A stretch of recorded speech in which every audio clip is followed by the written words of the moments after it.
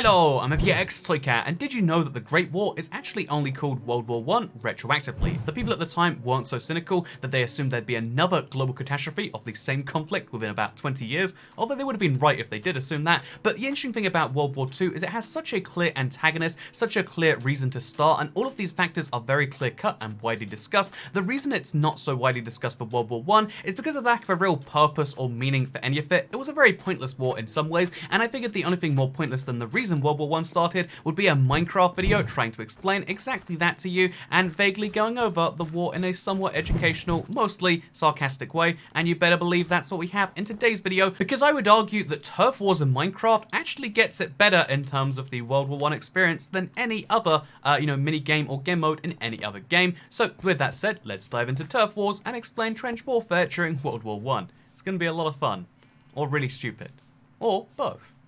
Because we're fighting against a lot of white people. Which, I mean, actually is what World War I was. People call it a world war, but realistically it was a European war that happened to involve a lot of possessions around the world. It didn't involve every single country in the world.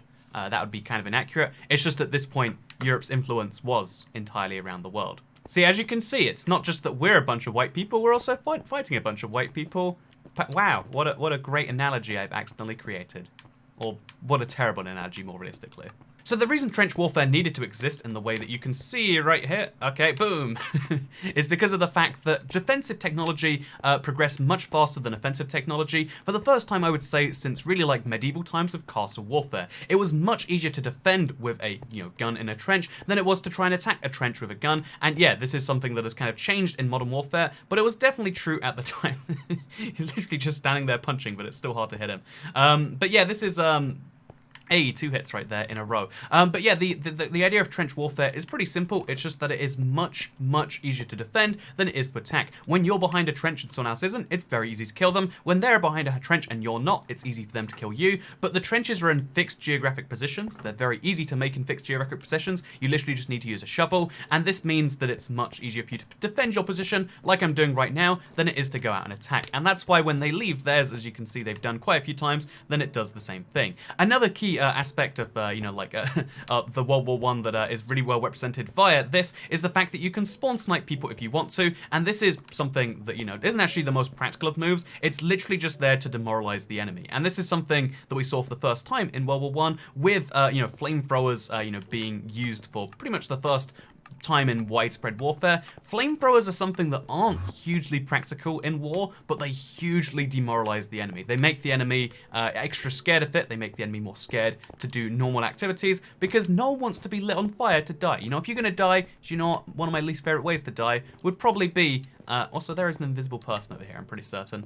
But yeah, if you had to die, I would not choose death by flamethrower. So you notice how Itch805, who I killed literally 3 times in the last couple of minutes, actually left the game, maybe because of being demoralized, or maybe because of other reasons. It's funny, they have an invisible person on their team, but we're still winning this one pretty handily, it seems like, because all of our team, as you can see right here, are behind defensive positions. Their team are getting stuck in the spawn, getting demoralized. They're trying to rush us, and it's just not working. They're the ones losing their defensive positions in exchange for moves like that. Admittedly, he didn't even leave it. He just got unlucky that I happened to him at the right moment. But still, this is all it really takes for trench warfare to win. You just need to stay in your defensive positions and attack people as they leave theirs, and you'll start to make a slow lead. Even though it's been 5 minutes and we've made a pretty decent lead so far, we own about 2/3 of this land right here, you can see how we really have to make this huge, push just to make every single block, count. Every single, kill we get is just a single block forwards. Someone has to lose their life for every single tiny fraction of a meter. Sometimes lots of people can lose their lives just to trade ground immediately. Sometimes we'll kill one of them, then they'll kill one of us immediately afterwards, and it leads to this kind of back and forth of the line. Oh, now the red line's gone over to there. And you can see how this is a near constant fact to the stage where even this has happened. Like, oh yeah, when I started saying that and when I finished saying that, we're at the same results despite a lot of people dying. The idea of stalemate and bloody conflict is something that really drove these wars in quite a way. So like I said, the alliance system that kind of determined the wars was pretty silly and arbitrary and only existed because there were a lot of, treaties that all guaranteed mutual kind of defense. And yeah, as a result of this, there was a lot of alliance changing, a lot of wacky things done to try and change the power of war. And one of the ones that I find interesting is that Russia actually left the war halfway through because they had a Soviet revolution. But they left the war because of this, basically. And in the same way, Itch 805, who I've attacked and killed multiple times, they went down a lot of times, actually left the game as well. So, perfect recreation that even Russia has left halfway through. I call them Russia because they were so easy to kill. Is that offensive?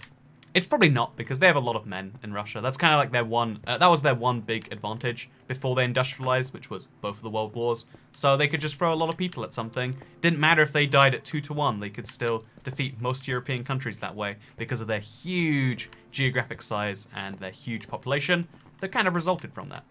Just remember, it could be worse. We could have Romania here and they could switch sides on us a few times. Fun fact, they switched sides in both world wars at some point. The interesting thing about turf wars is just how little would change if they didn't actually dramatically increase the amount of turf you gained every kill. Once the game goes on for a certain amount of time, we've gone for just about 10 minutes now. They have to increase the number of lines you get each time, so now it's actually 4 turf lines every time you kill someone, which is the only reason that we've been pushed back pretty significantly. We thought we were winning pretty early on, but now we've been pushed back because our initial offensive was so good. We got a really good head start, but again, that's the only real way to make good progress in this sort of thing. You need to surprise people, and that's why Germany's tactic during both wars was surprise invasion. And you might be like, well, that's kind of a fun fact. Their tactic was surprise invasion via Belgium, invading a neutral country, and it worked both times. And you figure that could have been expected, but no, that was definitely not, apparently. So yeah, you can kind of see this endless stalemate that started to happen now. Once our initial, lead of our rush got off, you can see how immediately after that, it's just like, yep, we're all gonna hide behind our walls and hope we don't die at this point. And it is that exact strategy that's led to where we are right now, where now Red actually has a lead despite all this stuff that we've been doing. And yeah, I think this is a great, even though this is meant to be just like a fun little goofy, one of the easiest Minecraft pocket edition games to develop all those years ago, it is something that is, it's surprisingly fun in my opinion because of the fact that it proves that without increasing the amount you get per kill. Also, I think one of them's invisible. Is one of them hacking? That's not okay. But yeah, it's yeah, we're just vaguely firing at where we think he should be. Yeah, you can see his shadow on the ground over there. Oh, you see that? Hey, nailed him. So yeah, there's one invisible person on their team and one non-invisible person, one hacker and one non-hacker. And I'm just saying, in terms of one incompetent player, one very competent player, seems like we've got Italy on the other team, eh? See, very real, very offensive descriptions of the sides during the World Wars. Only found in IVX Toycat History X Minecraft videos. Yeah, you can literally see someone, either deliberately or, via a Minecraft bug. It's not fair to say. It's not unfair to say. Just literally placing blocks right over there. I'm gonna duplicate it so that they know I can see them. Or maybe I'm not gonna duplicate it. Oh, they've got a little infinite sign. How nice. So yeah, my plan is literally just assume they're behind one of those walls and destroy them. Hey, we actually did it! Managed to kill an invisible player. Just saying, pretty good at this. But yeah, a lot of the tactics to winning any kind of semi-competitive game like this is really demoralizing the enemy, making them feel bad, making them more vulnerable to making bad decisions. Because again, when it is a full-on stalemate on both sides, when it is literally just both ends making the same decisions of hiding behind cover, it's going to be pretty neutral in terms of how the trades are made. It's going to be a very slow game. Did I really hit that person? That is a good shot, can we say? Or a very lucky shot. But, I'm going to say good shot. But yeah, you can see how it really is down to these very minute decisions. Oh Jesus, our team is getting destroyed. Oh God. Okay, let's try to hit the invisible person again. They seem to be easy enough to attack if you know where they're at. No, this is not how this works. This is how we die. This is how it ends. Oh God. The fact that we held up this well against a hacker, just saying, pretty good, right? The hope is that Italy over there, this guy in the weird little Hawaiian shirt, the hope is he's so incompetent that it actually cancels out everything else. Or maybe he does just stay there and let people shoot him.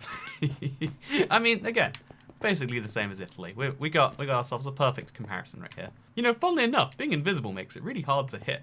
And Red has won the game.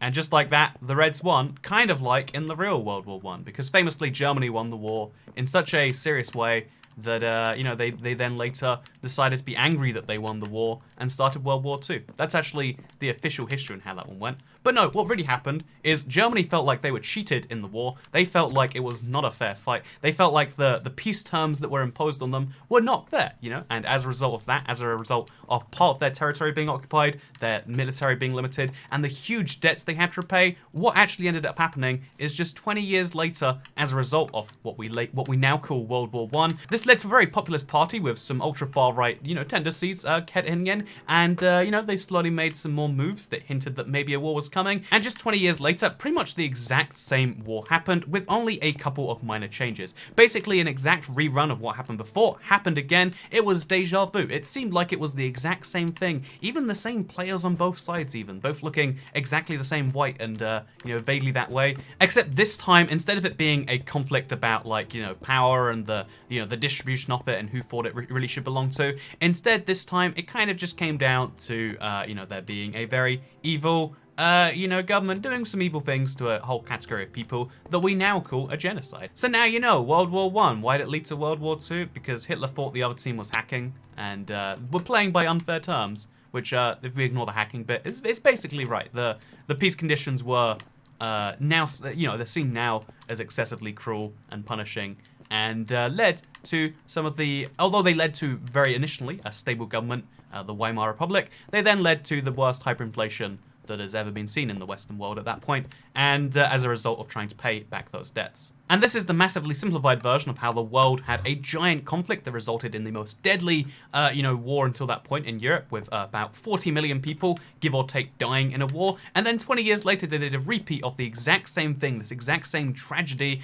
And what happened that time was 75 million people, or about 3% of the world population. This gets really horrific when you control for certain, you know, segments of the population. So, for instance, in the USSR, it was 13.7% of the population that died in this one war, that will be in the second war, which is on top of the ones that died in the first war, but they left halfway through, so, you know, they're kind of overcompensating for that. But then if you take that for, you know, like 18 to 20-year-old men, like people of fighting age, the percentages literally go over half. Over half the people of certain demographics died. You know, if you knew someone at that time and they went to war, statistically they were dead by the time they came home. And that is why the horrors of war is something that, you know, is like kind of ingrained within people of that time. That is why the desire for peace was very strongly sought at the time, something which has sadly gone away as both wars fade away from memory. But, yeah, it is, oh Jesus, I am so dead. That is why people are more willing to risk war in the modern age, it seems as though, because, again, the horrors of it have been kind of lost on people, because most you know, things that we called war since then have been kind of lost on it. But yeah, total war is a thing that does exist, can exist, and leads to pretty terrible things when those things happen. So just remember, this is a Minecraft video, but you better believe war equals bad, and you probably shouldn't do it, maybe.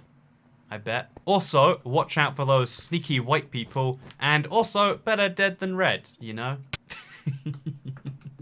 Anyway, thank you very much for watching today's video thing. I hope you all enjoyed it. I feel like we went with a bit of a downer at the end there, so let's also finish by saying if it weren't for World War II, we wouldn't have these wacky, you know, KFC ads where Hitler is instead, you know, the colonel. That's fun. That's only happened because of the 75 million deaths, so we can't say that World War II was all negative. There we go. Now there's a positive note to end the Minecraft video on. Like, favorite, subscribe, and I'll see you all in the next one. Goodbye.